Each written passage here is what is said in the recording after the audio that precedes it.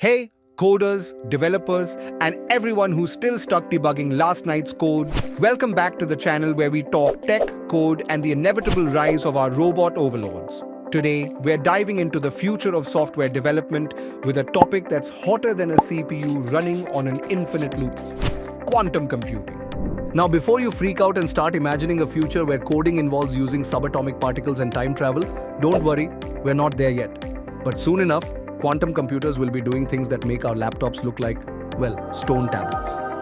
So, what exactly is quantum computing and how is it going to revolutionize software development?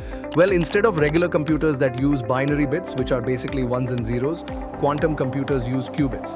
And the cool part about qubits? They can be both 1 and 0 at the same time.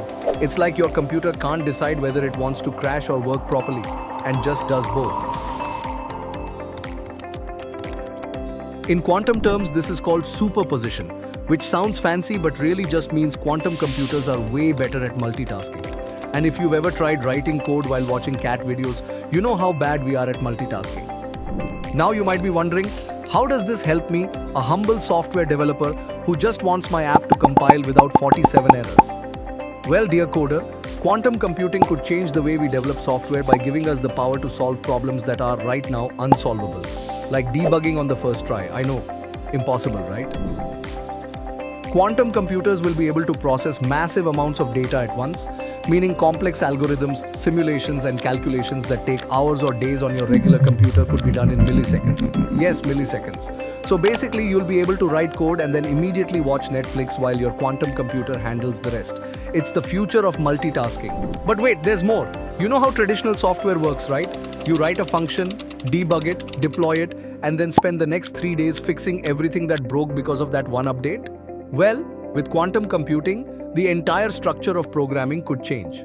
We might move from writing simple linear code to creating programs that take advantage of quantum superposition, parallel processing, and yes, entanglement.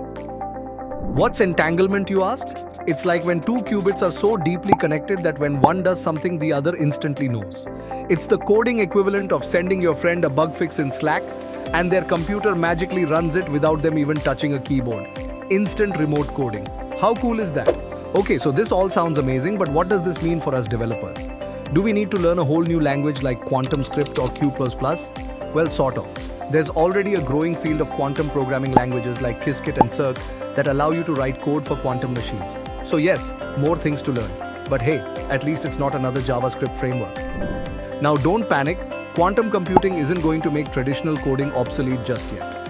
For a while, classical computers and quantum computers will work side by side like Batman and Robin. But you know, Robin's the quantum computer because he's way cooler in this analogy. In the end, quantum computing is going to open doors for us coders that we didn't even know existed. The possibilities are endless, from cryptography to AI to finding out why our code works on our machine but breaks everywhere else.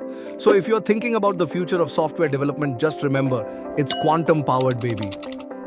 That's it for today's video.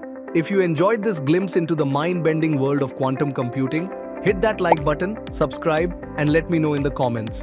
Would you trust a quantum computer to write your next line of code? Until next time, may your bugs be few and your qubits be in superposition. Peace.